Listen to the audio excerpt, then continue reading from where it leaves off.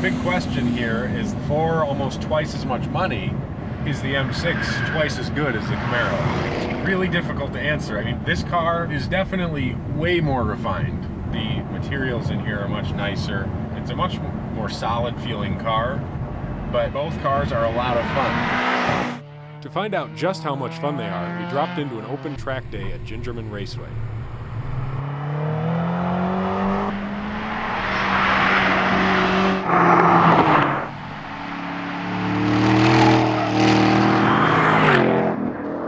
Lapping the cars in 100-degree heat proved to be unpleasant for us and the cars. It was like the sun was in the thing and I really couldn't see, and then I was like, oh, it says idle the engine, overheated. And I looked at the temp gauge was just pegged. Oil gauge was pegged. Cooling down between sessions, we discussed the finer points of badge placement. Here it's in, and that makes sense to me. I look at Usually that it's and in, it looks to me like a W.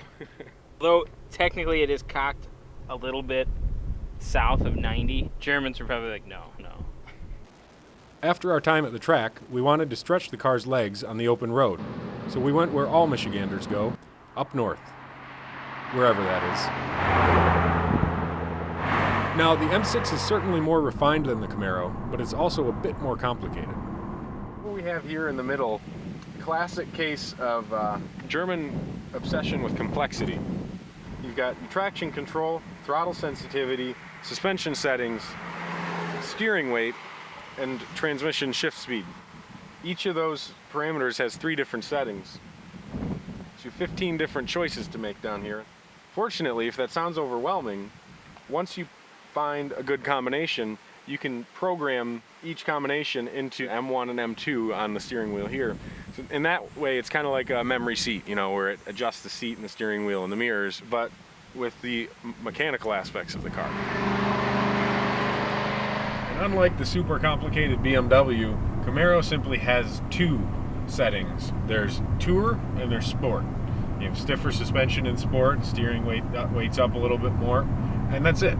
It's a simple car to just get in and drive. Of course, the appropriate way to drive these cars is by dropping the top, which in the Camaro is a bit more complicated than you might think. We were surprised when we timed it to find out that the Camaros is actually faster than the BMWs.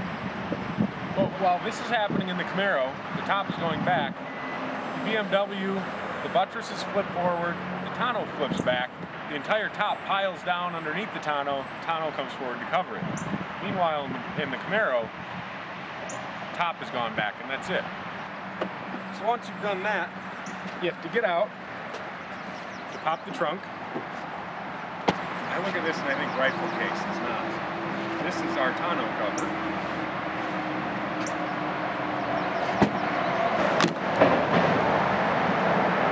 Have to tuck that in there, do this in here,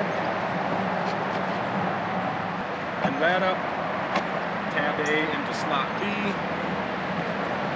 and hey, that looks like it'll come off at about 30 miles an hour. The BMW is in a lot of ways a better car, but this thing has to be our winner. It's a lot less refined than the BMW, but the suspension is a lot more compliant and it makes it a lot more comfortable to drive. Not only is it more comfortable though, it's just a lot more fun. The thing is just so loud, not just the exhaust, but the styling, everything about this car just screams, just grabs your attention, and it draws you into the experience. Makes driving the ZL1 so much more of an event. And so to answer our question, is the M6 really worth twice as much? And this car might just be half the cost of the BMW. It's way more than half the swagger. Of course, by the time you get around to that, it started raining, so pop it all back off.